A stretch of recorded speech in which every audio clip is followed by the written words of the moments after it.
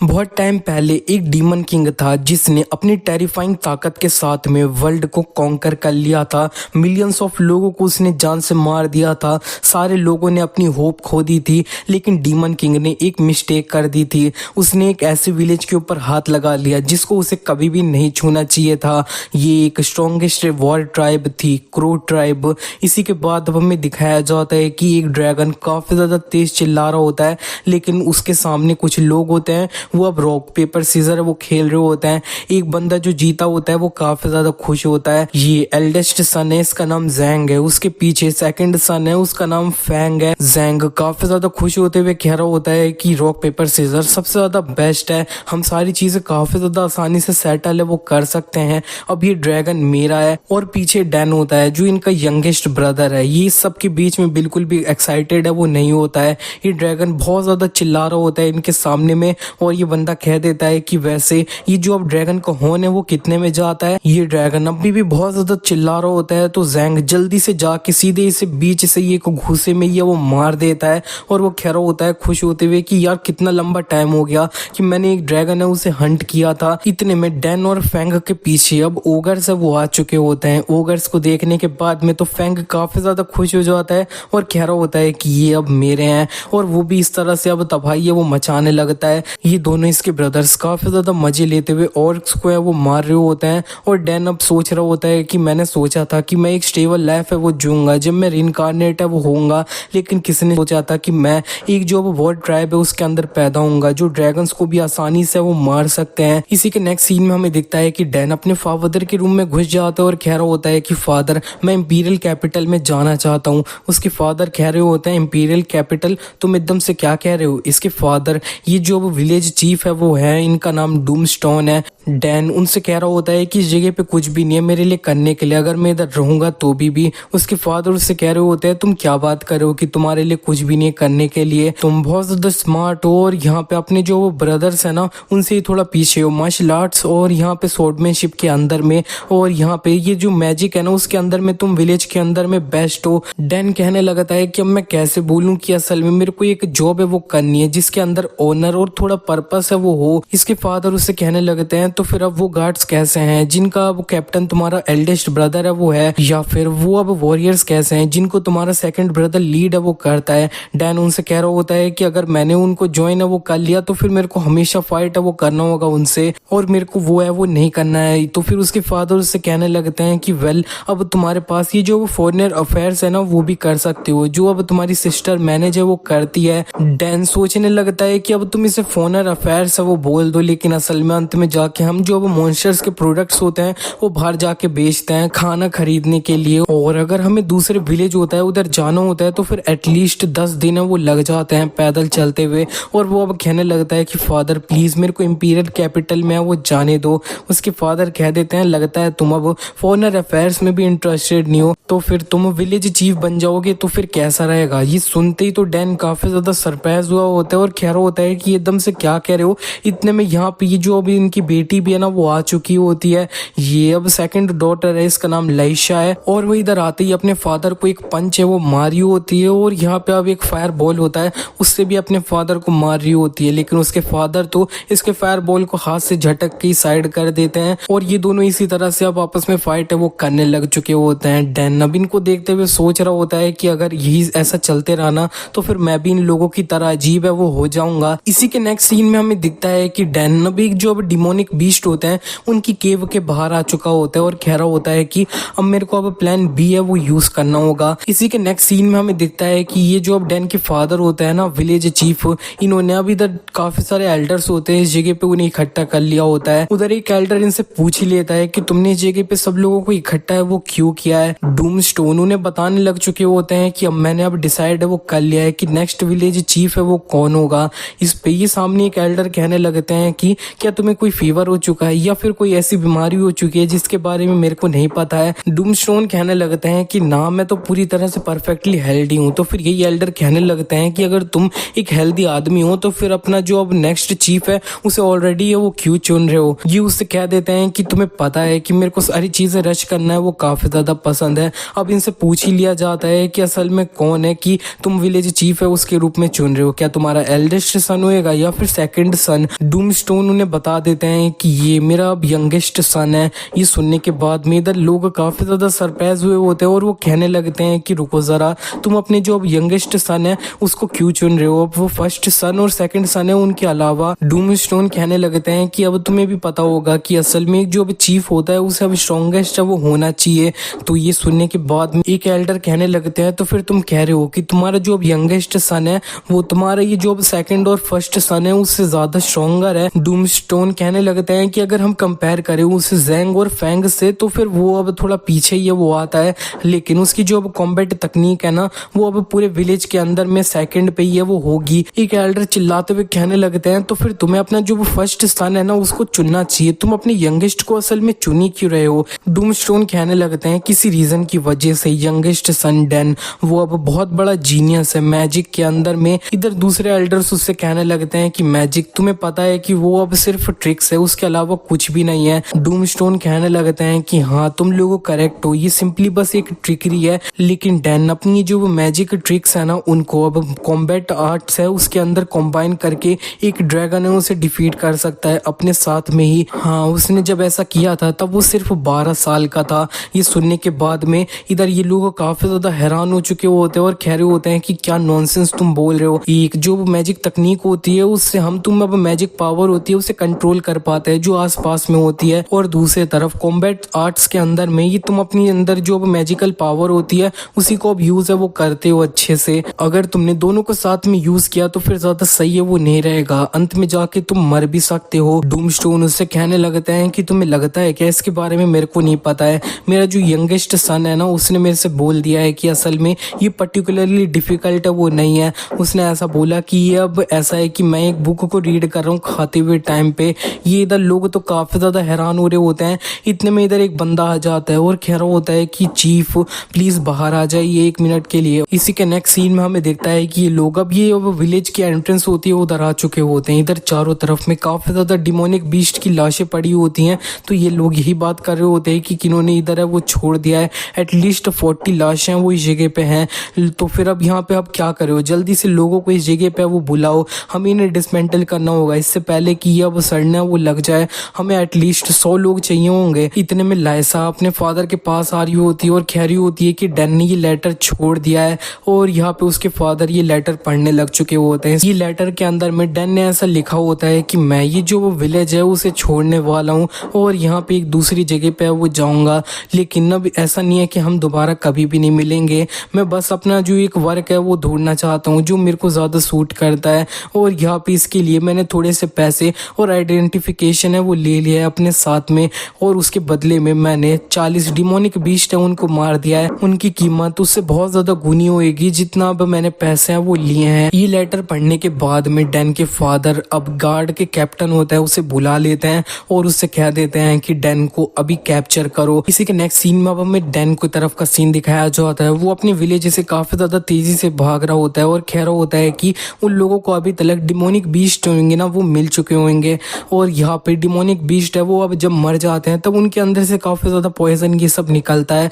और उन्हें अब अच्छे से हार्वेस्ट ये सब है वो करना होगा, वरना जिस जगह पे वो है वो जमीन काफी ज्यादा खराब हो जाएगी और ये अब विलेज की एंट्रेंस खराब तो होने नहीं देंगे। इसीलिए बहुत सारे लोग अब वो सब सही करने में लग जाएंगे और मेरे पीछे जो लोग भागते हुए आएंगे वो अब उनका नंबर काफी कम हो जाएगा। डैन भागते हुए अब याद करने लगता है कि पास्ट लाइफ में उसकी मदर ने बोला था कि सेफ होना ही वो सबसे ज्यादा बेस्ट है, तो फिर आगे जाके तुम भी कुछ सेफ वाला काम है वो करना जैसे कि सिविल सर्वेंट। तो फिर वो अब अपने कह रहा होता है कि फादर मेरे को माफ कर देना, लेकिन मैं अपनी लाइफ उस तरह से जीना चाहता हूँ जिस तरह से मैं चाहता हूँ। इसी के नेक्स्ट सीन में हमें दिखता है कि एक लड़की है वो मैप देख रही होती है, वो इधर काफी लोगों को बता रही होती है कि डैन अब एक ऐसा रास्ता लेके जा रहा होगा जहाँ पे अब काफी सारे लोग गुजरते ये सब रहते हैं, ताकि वो अब ज्यादा निशान है उन्हें अब पीछे ना छोड़ दे। लेकिन चाहे वो हो, वो अंत में मेरा जो अब हाथ है उसी के ऊपर एक डांस है वो कर रहा होगा, मेरा क्यूट यंगर ब्रदर। अब तुम्हें जितना ट्राई करना है वो कर लो भागने का, लेकिन अब तुम्हारी जो ओल्डर सिस्टर है वो अब तुम्हारे पीछे आ रही है, और ये जो अब लड़की है वो अब एल्डेस्ट बेटी है, इसका नाम हेस्टिया है। हेस्टिया ने इधर काफी सारे लोगों को इकट्ठा कर लिया होता है और कह रही होती है कि हम अपना प्लान अब स्टार्ट कर रहे हैं। पहली स्क्वाड अब ये मैप का रास्ता है उसके थ्रू यूज करते हुए आगे वो बढ़ेगी, दूसरी स्क्वाड अब थोड़े निशान है वो ढूंढेगी डैन के, और तीसरी दूसरी स्क्वाड अब ये पूरा फॉरेस्ट होएगा उसे अब चारों तरफ से ब्लॉक करेगी। हिस्टिया अपने क्रो को भी आगे वो भेज देती है और वो कह देती है कि डैन जिस तरह से तू चाहता है ना सारी चीजें वैसे वो नहीं होएगी। इसी के नेक्स्ट सीन में अब हमें डैन की तरफ का सीन दिखाया जाता है, वो जो अब यहाँ पे अब सेकंड कैंपिंग ग्राउंड होता है वहां पे पहुंच चुका होता है जो विलेज से 200 किलोमीटर दूर होता है। ये एक ऐसी जगह है जहाँ पे अब फॉरेन अफेयर्स के लोग होते हैं वो आराम करते हैं जब वो विलेज को लीव करते हैं। लेकिन डैन इस जगह पे अब कोई भी टाइम वेस्ट है वो नहीं कर सकता है क्योंकि उसका जो अब सेकंड ब्रदर फैंग है ना वो अब बहुत ज्यादा फास्ट है, पूरे विलेज के अंदर फास्टेस्ट है, तो उसके ऊपर कैचअप है वो कर लेगा बिना टाइम के अंदर में। डैन कह देता है कि अब मेरे पास कोई भी चॉइस नहीं है, मेरे को एक ऐसे रास्ते से जाना होगा जो वो मैप के अंदर एग्जिस्ट नहीं करता है। इसी के नेक्स्ट सीन में हमें हिस्टिया की तरफ का सीन दिखाया जाता है। उधर एक बंदा आते हुए उसे बता रहा होता है कि हमें ये जो अब यंग मास्टर है उनके थोड़े निशान ये जो अब सेकंड कैंपिंग ग्राउंड है उस जगह पे मिले हैं और यहाँ पे लेकिन वो जो अब निशान है वो उसी जगह पे रुक जाते हैं। ये सुनने के बाद में हिस्टिया अब मैप को अच्छे से देखने लगती है और कह रही होती है कि सेकंड कैंपिंग ग्राउंड है उसके आसपास में कुछ भी नहीं है, बस फॉरेस्ट और खाई है और अगर उसे ओलंपस फॉरेस्ट से बाहर जाना होगा तो एक दूसरा रास्ता ये वो लेना होगा।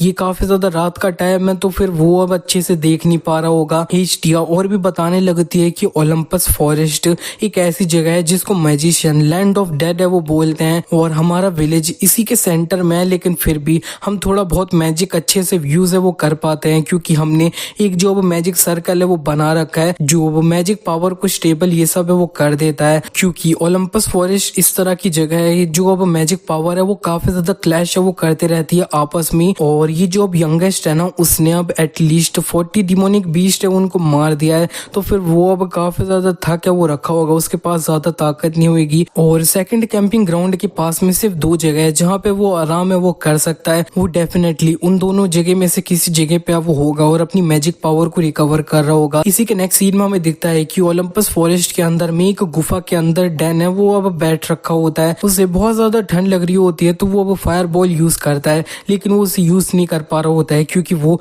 ओलंपस फॉरेस्ट के अंदर में है जहाँ पे जो वो मैजिक पावर है वो बिल्कुल भी स्टेबल नहीं है। लेकिन डैन जब और ज्यादा अच्छे से फोकस करता है तब वो अंत में फायर बॉल को यूज कर पा रहा होता है और वो थोड़ा कप को गर्म करके अब पानी गरम है वो पीता है और उसे ये काफी अच्छा लग रहा होता है। इतने में वहां पे ये जो उसके विलेज के 3 लोग होते हैं वो आ चुके होते हैं और वो भी इसको पकड़ने जा रहे होते हैं, लेकिन डैन तो जल्दी से वहां से गायब हो जाते हैं और एक बंदे को एक घूसा रख देता है और दूसरे बंदे को भी वो अब रख देता है। वो तीसरे बंदे से भी कह देता है अगर तुम मेरे को पकड़ना चाहते थे ना तो फिर तुम्हें 3 लोगों से और ज्यादा लोगों को वो लाना चाहिए था।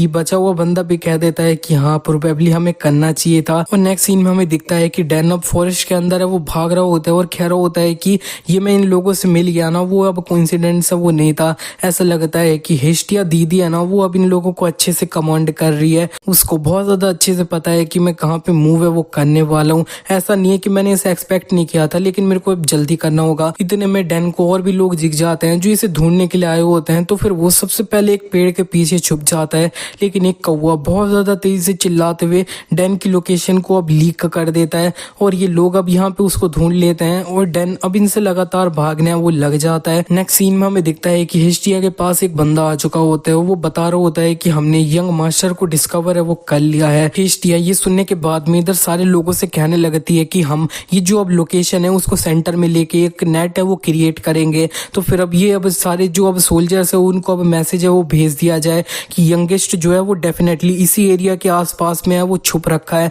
तो फिर हमें उस जगह पे पूरे फॉरेस्ट को, गुफाओं को, पेड़ों को और हर चीज को अब सर्च है वो करना होगा, कोई भी चीज बच नहीं चाहिए, हम उसे एस्केप करने बिल्कुल नहीं देंगे इस टाइम पे। और इधर जितने भी सोल्जर्स होते हैं वो डैन जिस जगह पे देखा गया होता है उसी के आसपास में अच्छे से अब वो देखने वो लग चुके होते हैं, लेकिन इन लोगों को अब अपनी तलाश जारी रखते हुए अब पूरी सुबह वो हो चुकी होती है रात से। और यहाँ पे हिस्टिया के पास में उसके फादर आ जाते हैं और कह रहे होते हैं कि अब सूरज है वो निकल चुका है, क्या तुमने अभी तक उसे ढूंढा? हिस्टिया कहने लगती है कि फादर चिंता करने की कोई भी जरूरत नहीं है, ये बस थोड़ा मैटर ऑफ टाइम है। इतने में हिस्टिया के फादर नोटिस कर लेते हैं कि ये अपनी जितनी भी फोर्सेस हैं उन्हें यूज कर रही है एक स्पेसिफिक डायरेक्शन की तरफ में ढूंढने के लिए, और जो खाई है उस तरफ में कोई भी नहीं है। हिस्टिया कहने लगती है कि अब उस जगह पे सिर्फ खाई है, उसके पास कोई भी रास्ता नहीं है कहीं पे वो उस जगह से वो भाग जाए। लेकिन हिस्टिया अब कुछ सोचने लगती है और फिर वो उधर एक बंदे से पूछ लेती है कि कितने सोल्जर्स ने फर्स्ट टाइम ये जो अब डैन को डिस्कवर है वो किया था।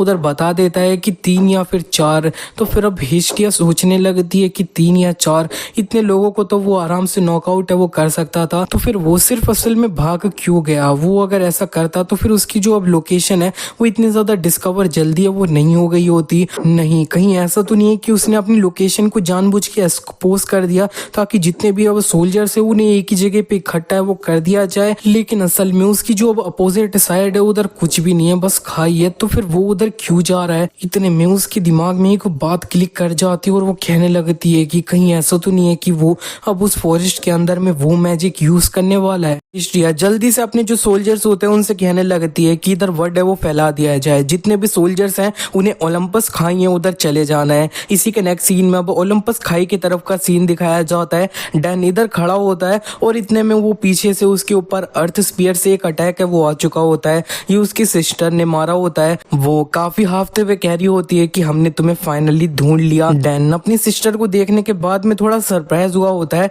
लेकिन इतने में उधर ये जो अब फैंग होता है वो भी आ चुका होता है। उसने इसे पीछे से अब मारने की कोशिश करी होती है और वो लगातार इसे अपनी स्वॉर्ड से मार रहा होता है। डैन इसे डॉज करे जा रहा होता है। फैंग कह रहा होता है कि ये तुम्हारे लिए काफी ज्यादा बेस्ट रहेगा कि तुम ये सारी जो चीजें है ना उन्हें और ज्यादा बड़ी ना करके हमारे साथ वापस वो चल लो। लेकिन डैन इसकी बात बिना सुने हुए अच्छे से इसके अटैक्स को डॉज कर रहा होता है। तो फैंग कह देता है कि लगता है ये जो वर्ड्स है ना वो तुम्हें नहीं पहुंचने वाले हैं, तुम्हारे एक हाथ काटना पड़ेगा। फैंग ने अपनी स्वॉर्ड से एक स्लैश है वो इसे मार दिया होता है। ये काफी ज्यादा पावरफुल सा स्लैश होता है जिससे अब खाई भी थोड़ी सी है वो टूटी होती है। लेकिन इतने में फैंग जब सारी धूल हट जाती है तब वो देख लेता है कि डैन ने इसके स्लैश को डॉज कर लिया होता है, लेकिन फिर भी ये जिस खाई के कोने पे होता है वो टूट चुका होता है इस स्लैश की वजह से और वो खाई में ही वो गिर जाता है। ये दोनों जब देखते हैं तब उन्हें खाई के अंदर में डैन है वो दिख नहीं रहा होता है। इतने में उन्हें पीछे कुछ दिख जाता है। इसी के बाद हिस्ट्रिया की तरफ का सीन दिखाया जाता है। वो अब कह रही होती है कि मैंने इसके बारे में अब पहले क्यों नहीं सोचा।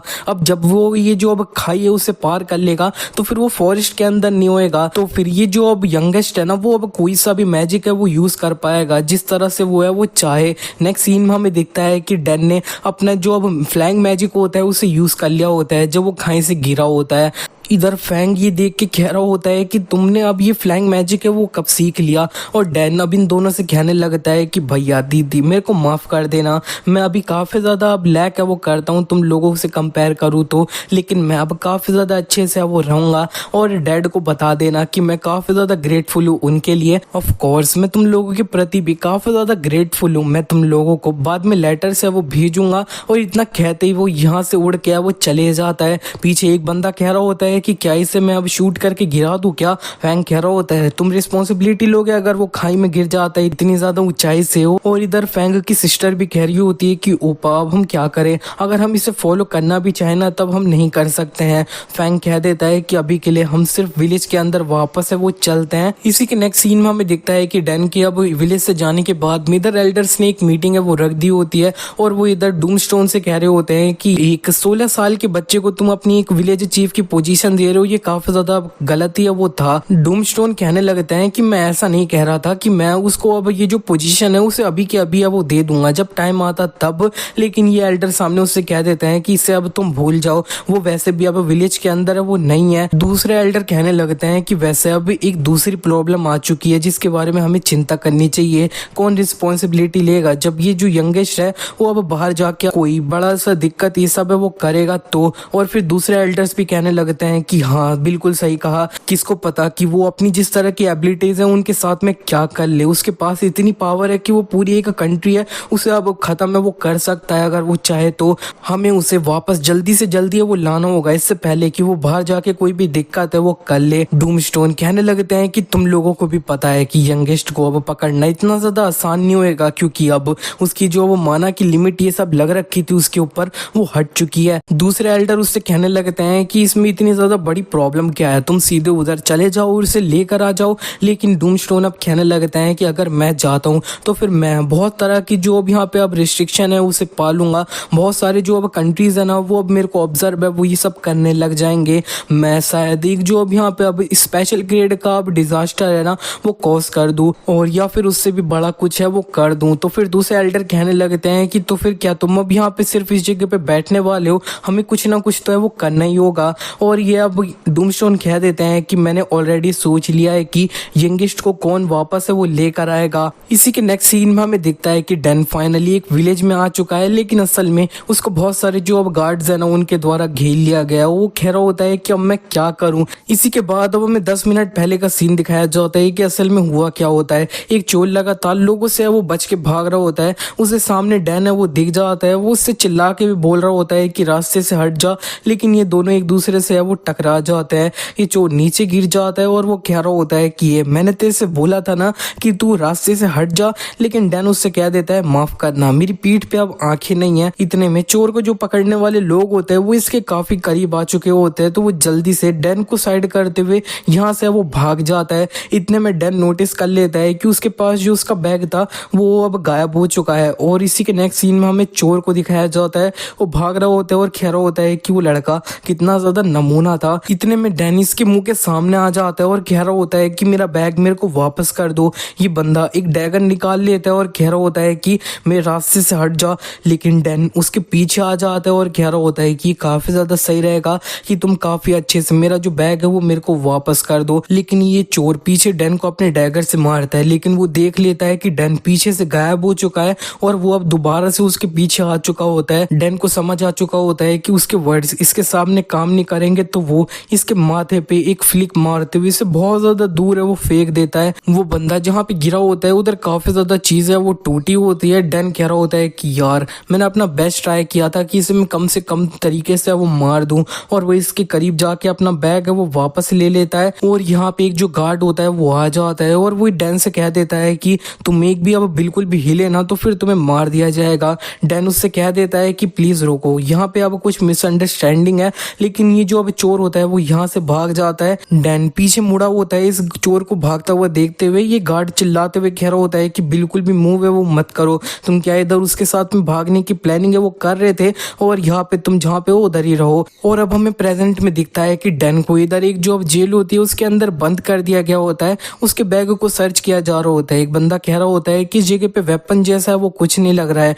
लेकिन उधर गार्ड का लीडर कह रहा होता है कि अच्छे से सर्च है वो करो, उधर कुछ तो होगा। और ये बिना किसी वेपन के साथ में ऐसा हो ही नहीं सकता है कि ये किसी बंदे को मारे और वो इतना ज्यादा उड़ते हुए दूर है वो फिक जाए। ये गार्ड डैन के सामने आ जाता है और कह रहा होता है कि तुम्हें मैंने कभी भी नहीं देखा है, तो फिर तुम कहाँ से वो आए हो। और डैन सोच रहा होता है कि किस तरह की सिचुएशन है कि मेरे को बस यहाँ से भाग जाना चाहिए। इतने में वो गार्ड उससे कह देता है कि हाँ तुम्हारे पास तुम्हारा आईडी तो होगा ना, तो फिर मेरे को अपना आईडी है वो दिखा दो। डैन अब यहाँ पे उससे यस कह देता है और अपनी जो डायमेंशन स्पेस होती है उसके अंदर से एक आईडी कार्ड है वो निकाल लेता है। ये आईडी कार्ड उसकी जो अब दीदी है उसका होता है जिसको वो अपने साथ लाया होता है, और वही ने अपना ये जो आईडी कार्ड होता है वो दिखा देता है। उसके अंदर उसने अपना मैजिक यूज करते हुए नेम होता है वो चेंज कर दिया होता है, अपना कर दिया होता है। और ये बंदा अब काफी ज्यादा हैरान हो चुका होता है इस आईडी कार्ड को देखने के बाद में, और वो चिल्लाते हुए कह रहा होता है कि मेरे को माफ कर देना, मेरी हिम्मत कैसे हो गई कि मैंने एक नोबल को अब पहचाना नहीं, मैंने एक ग्रेव सिन है वो कर दिया है, और तुम लोग क्या कर रहे हो, जल्दी से यहाँ पे आओ और इसको अब बाहर एस्कॉर्ट है वो करो। और इसी तरह से डैन को काफी ज्यादा इज्जत के साथ में इधर से बाहर है वो भेज दिया गया होता है। वो आईडी कार्ड देखते हुए कह रहा होता है कि मेरे को ये पता नहीं था कि ये जो अब दीदी है ना उसके पास एक नोबल वाला आईडी है वो होगा, ये काफी ज्यादा अच्छी बात है, लेकिन अब मैं इसे कंटिन्यू यूज करते रहा तो ये काफी ज्यादा प्रॉब्लम है वो होगी। डैन को साइड में एक खाने की दुकान है वो दिख जाती है और उसने अब 3 दिन से कुछ भी ढंग का खाया नहीं है, तो फिर वो इस दुकान पे चले जाते हैं और वो पूछ रहा होता है कि ये कितने का है। वो बंदा इससे कह देता है कि उधर लिख रखा है कि ये 2 पल्क का है। ये सुनने के बाद में डैन अपने बैग में से एक कॉइन निकाल लेते हैं और कह रहा होता है कि इसे यूज करते हुए मैं पे कर सकता हूँ क्या। ये शॉप का ओनर ये देखते हुए काफी ज्यादा हैरान हो चुका होता है और कह रहा होता है कि मेरे को बिल्कुल नहीं पता था कि तुम असल में एक नोबल है उसके बेटे हो, प्लीज मेरी रूडनेस के लिए मेरे को माफ कर देना। डैन उससे कह देता है कि हाँ ठीक है और ये काफी ज्यादा सही है, तुम मेरे को बस ये जो अब ब्रेड है वो दे दो प्लीज।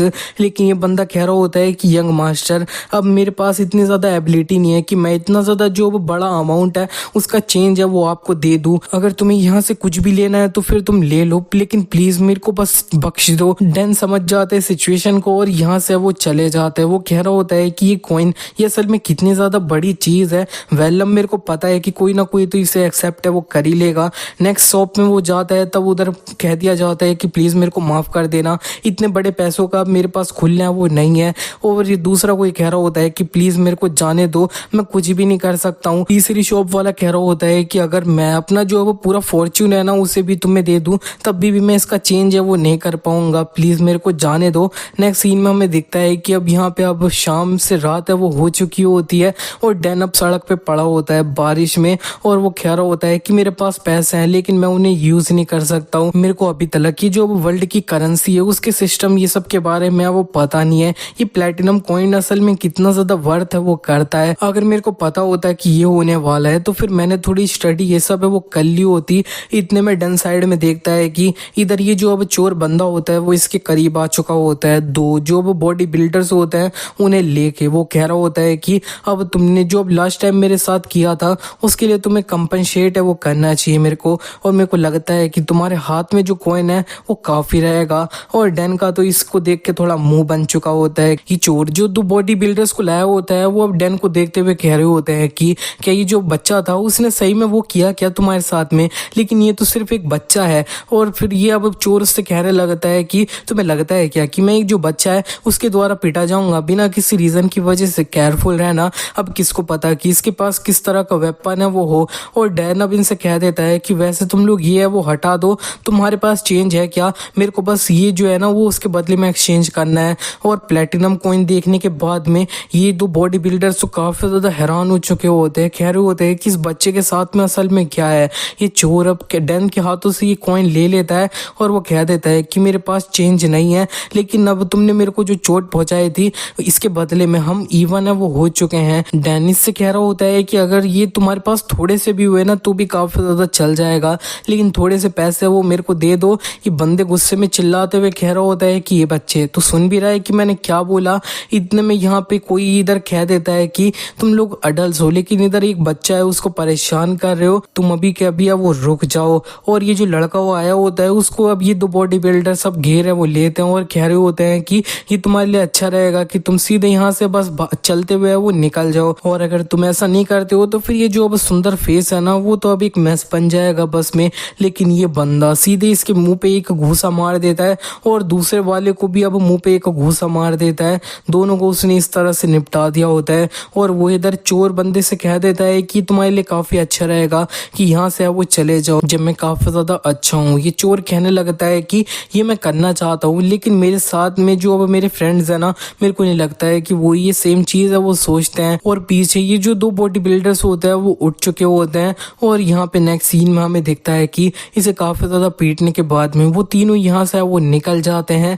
और ये जो वो बंदा होता है वो डैन से पूछ लेता है बच्चे तुम सही तो हो ना। इसी के नेक्स्ट सीन में हमें दिखता है कि जो वो बंदा है वो अब डैन को एक होटल पे ले आया होता है और वो इसे खाना ये सब है वो खिलवा रहा होता है। ये बंदे ने अपना नाम लेप्सन है वो बता दिया होता है, लेकिन वो कह देता है कि तुम मेरे को आगे से लेस से वो बुला सकते हो। उसने अब इससे भी उसका नेम पूछ लिया होता है। तो फिर डैन ने अपना जो अब विलेज का नाम था उसका डेनबर्ग उसे चेंज करते हुए इसे डेनमार्क है वो बताया होता है।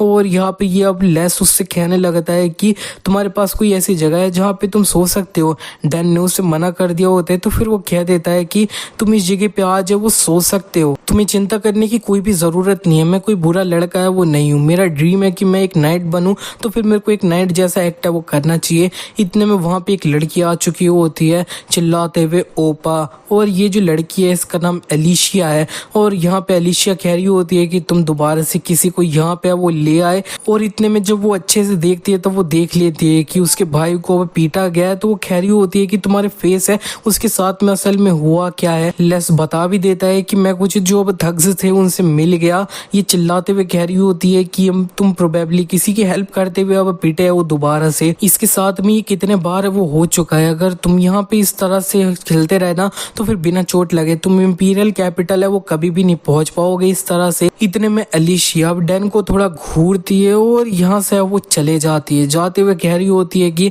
मेरे को अब इससे कोई फर्क नहीं पड़ता, देखते हैं असल में क्या होता है कि तुम वहां पे पहुंचती भी हो कि नहीं। लेस कह रहा होता है कि ये जो है ना ये मेरी अब यंगर सिस्टर है, ये अब काफी ज्यादा अब सेंसिटिव है कुछ दिन से, क्योंकि अब यहाँ पे अब वो काफी ज्यादा थक रखी है, उसके बारे में चिंता मत करना और बस खाना खा लो।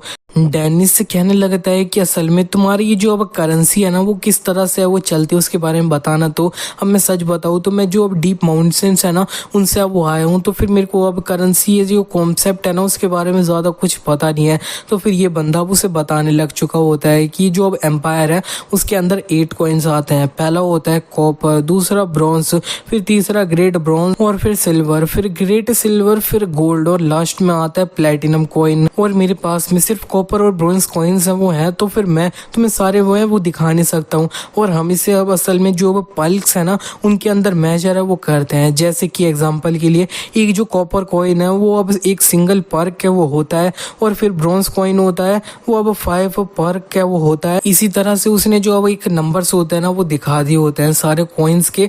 और यहाँ पे डेनिस से पूछ लेता है तो फिर ये बताना तो एक जो अब प्लेटिनम कॉइन है उसकी असल में कितनी कीमत है। लेस उसे बता देता है कि अगर तुम्हारे पास 6 या फिर 7 गोल्ड कॉइन्स है ना तो फिर तुम एक जो अब स्मॉल टेरिटरी है उसे आराम से चला सकते हो बिना किसी दिक्कत के साथ में। और तुम्हारे पास अगर एक जो अब प्लेटिनम कॉइन है ना तो फिर तुम एक बड़ी जो टेरिटरी है ना उसको 1 मंथ तक चला सकते हो। ये सुनते ही डैन काफी ज्यादा सरप्राइज हो चुका होता है और वो अच्छे से समझ चुका होता है कि उसने असल में एक जो ब्रेड है वो खरीदने की कोशिश करी होती है, वो भी कुछ बिलियंस है ना उनके साथ में। नेक्स्ट सीन में हमें दिखता है कि लेस अब डैन को अपना जो होटल का एक रूम होता है उधर ले आया होता है और फिलहाल के लिए वो यहाँ से चले जाता है। डैन जब अकेला होता है तो वो अपना सारा सामान बाहर है वो ले आया होता है और कह रहा होता है कि इनमें से कुछ अब यहाँ कोई अच्छी कीमत की चीज होगी क्या। मैं अपनी जो अब प्लेटिनम कॉइन्स हैं उनको तो बिल्कुल भी यूज नहीं कर सकता हूँ। मेरे को अभी के लिए ये जो अपने वेपन्स होंगे उन्हें बेचना होगा ताकि मैं अच्छे से अपने आप को संभाल वो पाऊँ। वो अपने डायमेंशन स्पेस खोल लेता है और वो कह रहा होता है कि हाँ अब ये काफी ज्यादा इजी है डायमेंशन स्पेस क्रिएट करना। अब जब मैं विलेज से बाहर आ चुका हूँ ना तब, और लेस यहाँ पे आने वाला होता है तो फिर डैन ने देख लिया होता है। वो जल्दी से इधर अब सोनी की एक्टिंग है वो करने लगता है। और यहाँ पे इसी के नेक्स्ट सीन में अब हमें सुबह का सीन दिखता है। इधर ये जो अब लेस होता है उसको डैन ने एक लेटर है वो छोड़ दिया होता है बस, जिसके अंदर उसने लिखा होता है कि खाना और मेरे को अब सोने की जगह देने के लिए थैंक्स। नेक्स्ट सीन में हमें दिखता है कि डैन अब तेजी से भाग रहा होता है और कह रहा होता है कि मेरे को एक जो अब प्रॉपर आइडेंटिफिकेशन कार्ड है वो लेना ही होगा। मैं अगर एक जो अब नोबल बन के इधर उधर घूमूं तो वो काफी ज्यादा सही है वो नहीं रहेगा, स्टैंड आउट होऊंगा। मेरे को किसी को ढूंढना होगा जो मेरे लिए एक जो अब यहाँ पे अब आईडी है वो बना दे नकली वाली। इसी के नेक्स्ट सीन में अब हमें वो जो चोर होता है उसके तरफ का सीन दिखाया जाता है। वो अब चल रहा होता है, उधर इसके जो बाउंसर्स होते हैं ना वो कह रहे होते हैं कि अब ये जो अब प्लेटिनम कॉइन है उसके साथ में तुम क्या करने वाले हो, तुम हमें अच्छे से उसको देने वाले हो ना, थोड़े से हमें तुम कुछ गोल्ड कॉइन्स है वो दे दो, वही हमारे लिए काफी है। ये चोर कहने लगता है कि ये अब कुछ ज्यादा ही है, हमें इनको स्मॉलर अमाउंट में चेंज करना ही काफी ज्यादा बड़ा काम है वो होगा, केयरफुल रहना होगा इस जैसे टाइम के अंदर में।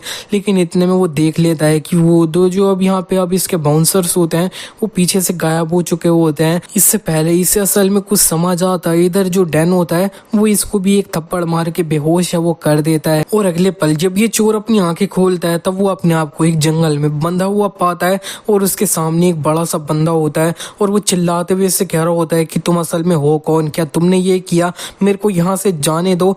लेकिन इतने में ये जो अब डैन होता है वो एक पेड़ पे घूसा मारते हुए उसे तोड़ देता है और कह रहा होता है कि दोबारा से तुमने चिल्लाया ना तो ये अगले तुम होगे। असल में मैंने सुना है कि विलेज के अंदर में कोई ऐसा है जो फेक आईडीज ये सब बनाता है, तो वो कौन है। ये चोर कहने लगता है कि मेरे को नहीं पता इसके बारे में रियली, लेकिन डैन ऊपर से इसका पेड़ है वो तोड़ देता है घूसा मारते हुए और कह रहा होता है कि अगर तुम मरना नहीं चाहते हो तो फिर मेरे को उसके बारे में अभी क्या भी है वो बता दो। ये चोर कहने लगता है मैं बता रहा हूँ तुम्हें ऑनेस्टली, मेरे को फेक आईडीज ये सब के बारे में पता नहीं है, लेकिन मैं किसी और को जानता हूँ जो इस सब के बारे में काफी चीजें वो जानता है।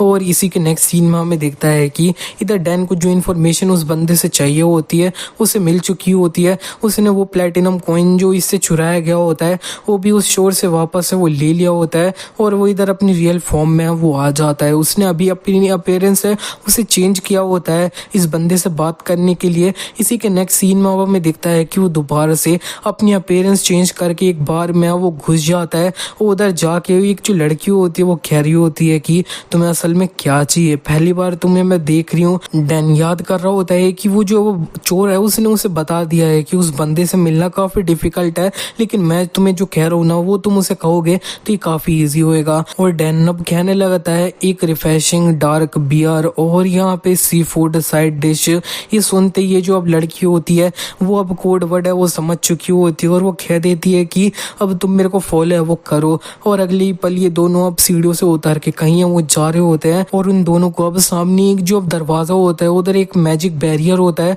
वो लगा हुआ दिख जाता है। ये जो लड़की होती है वो इस मैजिक बैरियर को तोड़ देती है और ये दोनों अब दोबारा से अंदर वो चलते हैं। तब इन्हें अब अंदर जाके एक और लड़की वो दिखाई देती है और ये जो अब बाहर वाली लड़की होती है वो तो यहाँ से चले जाती है डैन। और ये जो लड़की होती है वही इधर अकेले वो बचे होते हैं और डैन अब सोच रहा होता है कि असल में इस लड़की के साथ में है क्या।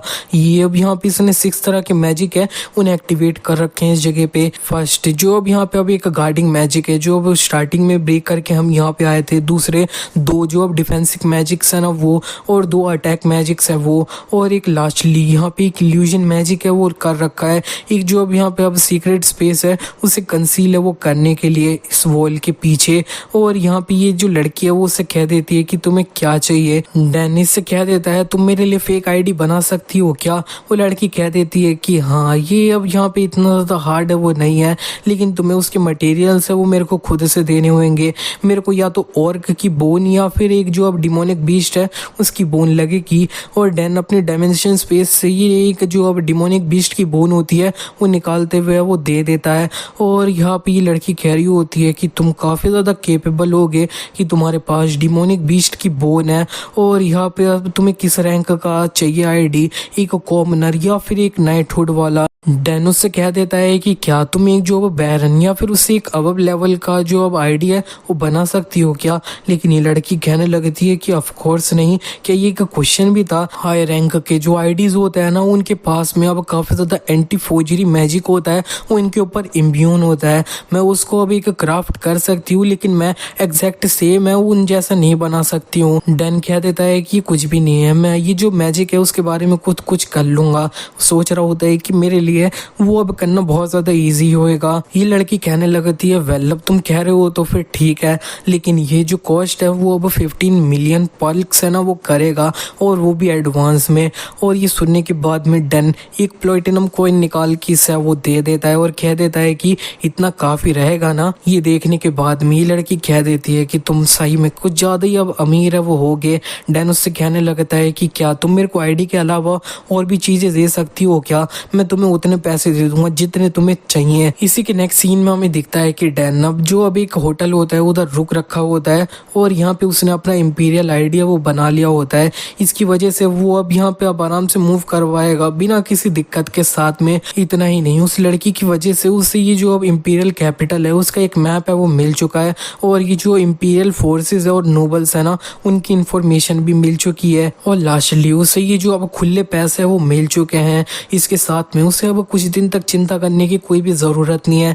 नेक्स्ट सीन में हमें दिखता है कि ये जो अब लड़की होती है ना उसको अब डैन ने 4 प्लैटिनम कॉइन है वो दे दिए होते हैं और वो अब यहाँ पे कहने लगती है अपना मास्क उतारते हुए कि वो जो बंदा था ना वो कोई ऑर्डिनरी बंदा है वो नहीं था और मेरे को लगता है कि ये अब मेरे को रिपोर्ट करना होगा बिग मामा को। इसी के नेक्स्ट सीन में हमें ये जो अब क्रो ट्राइब का विलेज होता है उसके तरफ का सीन दिखाया जाता है। डैन के फादर डूमस्टोन पूछ रहे होते हैं हिस्टिया के क्या तुमने उसे अभी लोकेट कर लिया। हिस्टिया उन्हें बताने लगती है करेंटली हम एम्पायर के जो अब टाउन से उन्हें सर्च कर रहे हैं लेकिन ये इतना ज्यादा इजी नहीं होने वाला है। डूमस्टोन भी कहने लगते हैं कि ये अगर डैन है तो फिर वो अपने आप को कंसील है वो कर पाएगा मैजिक यूज करते हुए काफी ज्यादा इजीली। और यहाँ पे हिस्टिया कहने लगती है कि चिंता करने की कोई भी जरूरत नहीं है, अंकल को अब यहाँ पे लेटर है वो इसके बारे में मिल चुका होगा। इसी के नेक्स्ट सीन में हमें दिखता है कि इसके जो अंकल होते हैं उनको इन्फॉर्म कर दिया गया होता है कि डैन है वो घर से भाग चुका है। इसी के नेक्स्ट सीन में हमें डैन की तरफ का सीन दिखाया जाता है। उसने अब काफी सारे जो अब वेपन्स होता है ना उन्हें खरीद लिया होता है। इतने में डैन को साइड में से आवाज आती है कि ये काफी ज्यादा एक्सपेंसिव है, तुम हमें डिस्काउंट है वो दे दो। ये शॉप ओनर अब कह देता है कि ठीक है तो फिर 5 ग्रेट ब्रॉन्ज है उनके अंदर है वो दे दूंगा। लेकिन एलिशिया कह रही होती है कि हम सिर्फ 2 हाई ग्रेड के कॉपर है वो देंगे। और यहाँ पे लेकिन उसका ब्रदर कह रहा होता है कि 2 कुछ ज्यादा ही नहीं होगा क्या, हमें इसे 5 है वो दे देना चाहिए। एलिशिया कहने लगती है कि तुम तो अपना मुंह ही बंद रख लो। तुम्हें क्या लगता है ये असल में किसकी गलती है? हम इस तरह से पूरी तरह से नीचे अब गिर चुके हैं, ये सब कुछ सिर्फ तुम्हारी वजह से हो रहा है कि तुम हमारे ये जो वो मनी है ना वो दूसरे लोगों को दिए जा रहे हो, उनके ऊपर दया है वो दिखा के। और यहाँ पे लेकिन जो अब शॉप ओनर होता है वो कह देता है कि दो जो है ना वो काफी ज्यादा कम होएगा यंग मिस, इतने में डैन आके कह देता है तो फिर तीन कैसा रहेगा। और यहाँ पे इन दोनों भी देख लिया होता है कि ये डैन है। इसी के नेक्स्ट सीन में हमें दिखता है कि लोग एक बार में वो आ चुके होते हैं और इधर लेस कह रहा होता है कि मैं काफी ज्यादा चिंता कर रहा था कि तुम सुबह सुबह एकदम से गायब है वो हो चुके थे। डैन कह रहा होता है कि मेरे को असल में कुछ काम था। और यहाँ पे ये जो अब एलिसिया वो कहने लगती है कि एटलीस्ट तुम्हें अब थोड़ी सी शर्म तो है ना। और यहाँ पे डैन कहने लगता है कि एनीवे आज का ये जो लंच है ना उसको अब मैं तुम्हारे लिए पे वो कर दूंगा, तो फिर तुम्हें जितना खाना है वो खा लो। लेस कहने लगता है कि लगता है तुमने काफी सारे जो पैसे हैं वो कमा लिए हैं। डैन कह देता है कि मैंने बस अपने होम टाउन से कुछ पैसे है वो ले रखे थे वही है। लेस सब पूछ लेता है कि वैसे तुम कहाँ पे जा रहे हो? डैन उन्हें बता देता है कि मैं भी इंपीरियल कैपिटल है वहां पे जा रहा हूँ। और लेस कह देता है ओ रियली, तो फिर तुम हमारे साथ क्यों नहीं चलते हो? उसकी सिस्टर तो ये सुन के काफी ज्यादा गुस्सा है वो कर रही होती है। और डैन कह रहा होता है कि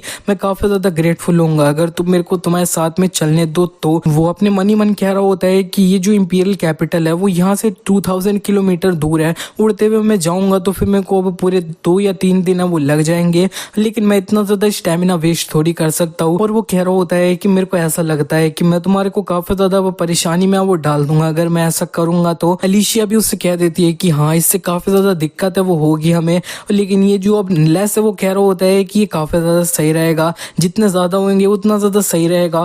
लेकिन एलिशिया कह रही होती है ओपा तुम असल में क्या कह रहे हो? तुम्हें हमारे जो अब सरकमस्टांसेस है उनके बारे में पता है ना? हमारे पास बैरल ये जो अब ट्रेन टिकट्स है ना उनके पैसे इंपीरियल कैपिटल है वो जाने के लिए, और अगर ये बंदा हमसे अब लंच के पैसे ये सब मांगने लग गया तो डैन अब कहने लगता है कि तुम्हें चिंता करने की कोई भी जरूरत नहीं है, मेरे पास अब काफी पैसे हैं काफी टाइम के लिए, और अगर तुम्हें कुछ पैसे चाहिए ना तो फिर तुम मेरे से है वो बोल सकती हो, मैं तुम्हें दे दूंगा। और एलिशिया उससे कहती थी अच्छा तो फिर तुम हमें कितने पैसे वो दे सकते हो? डैन उससे कह देता है कि तुम मेरे को बता देना जितने तुम्हें वो चाहिए होंगे। इसी के बाद अब हमें ये जो अब इंपीरियल पैलेस होता है उसके तरफ का सीन दिखाया जाता है। और यहाँ पे डैन के जो अंकल होते हैं वो यहाँ पे अब वो आ चुके होते हैं। डैन के अंकल के सामने जो अब एम्पायर के पूरे जो एम्परर होते हैं ना वही बैठ रखे होते हैं, और ये एम्परर कह रहे होते हैं welcome my dear friend Kenta, तुम हम काफी ज्यादा अच्छे से जो अब एम्पायर है उसे प्रोटेक्ट कर रहे हो डीमंस की टेरिटरी से। डैन के अंकल केंटा कह रहे होते हैं कि इसे तुम मेंशन भी मत करो, मेरे को जो करना था वो मैंने बस किया है, योर हाइनेस द एम्परर। और यहाँ पे एम्परर चिल्लाते हुए कह रहे होते हैं कि ये मैंने तुमसे बोला ना कि टेबल पे अपने पैर है वो मत रखा करो, और ये तुम्हें पता है कितना ज्यादा एक्सपेंसिव है ये टेबल। और एम्परर कहने लगते हैं एनीवे मैं काफी ज्यादा बिजी हूँ तो फिर तुम मेरे को अब बता दो कि इस मीटिंग को तुमने असल में क्यों रखा है मेरे साथ में। और इधर केंटा बता देते हैं कि मैंने असल में सुन रखा है कि मेरा जो यंगेस्ट नेफ्यू है ना वो अब घर से भाग चुका है। एम्परर थोड़ा हंसते हुए कहने लगते हैं कि हाँ मैं सोच रहा था कि अब असल में क्या बात होएगी, तुम्हें चिंता करने की कोई भी जरूरत नहीं है, प्रो टाइप का कोई भी बंदा है ना वो कहीं पे भी चले जाए उसे बिल्कुल भी प्रॉब्लम है वो नहीं होएगी किसी भी तरह की। केंटा कहने लगते हैं तुम्हें लगता है क्या मैं उसके बारे में चिंता है वो कर रहा था, और इसके अलावा असल में मैं जो है ना ज्यादा चिंता इसके बारे में कर रहा हूँ कि वो कोई जो अब तुम्हारा विलेज है ना उसको इरेज है वो ना कर दे। प्रॉब्लम ये है कि मेरा जो अब ब्रदर है ना उसने उसको अपना जो अब एयर था ना उसके लिए चुन लिया था, एयर मतलब वारिस। एम्परर ये सुनने के बाद में कि डैन सिर्फ 16 साल का है वो कह देते हैं कि ये तो इम्पॉसिबल है। और केंटा कहने लगते हैं कि वो काफी ज्यादा पावरफुल है, मैंने सुना है कि उसने एक जो अब ड्रैगन था उसे खुद से ही वो मार दिया था मैजिक यूज करते हुए जब वो 12 साल का था।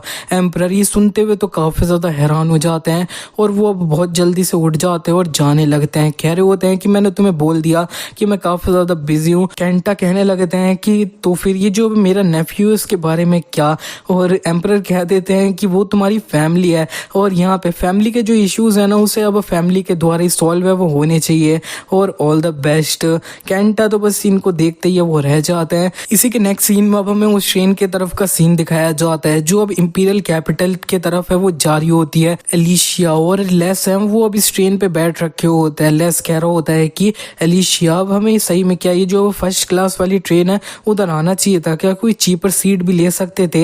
एलिशिया कहने लगती है कि हम इस जगह पे पूरे 4 दिन तक है वो रुकने वाले हैं, इससे पहले हम इंपीरियल कैपिटल पहुंच जाए, हम इतनी ज्यादा चीप सीट पे बैठ के कैसे वो रह सकते हैं। और यहाँ पे असल में ये सारी जो अब दिक्कत है ना वो तुम्हारी है। उस ये जो अब सीट है उन्हें हम अपने पैसों से खुद से अब खरीद वो सकते थे, लेकिन तुम्हारा ये जो अब चोमू वाला नेचर है ना उस सब की वजह से अब इस सारी चीजें इस तरह से वो हुई है। और हाँ डैन, तुम्हें चिंता करने की कोई भी जरूरत नहीं है, हम तुम्हारे ये जो अब पैसा है ना उन्हें बहुत जल्दी रिपे वो कर देंगे। इसका मतलब है कि ये दोनों ये जो अब डैन के पैसा है ना उन्हें यूज करते हुए इस ट्रेन पे बैठे हैं। और ये जो अब ट्रेन चल रही होती है ना उसको अब कुछ गॉब्लिन्स दूर से ऑब्जर्व करते हुए काफी ज्यादा हंस रहे होते हैं। इसी के साथ ही पार्ट यहीं पे एंड हो जाता है। और ये वीडियो थोड़ा छोटा है, उसके लिए मेरे को माफ कर देना, लेकिन मेरे को कुछ और काम था तो फिर मैं इसका लंबा वीडियो है वो नहीं बना पाया। तो मिलते हैं किसी और वीडियो के अंदर।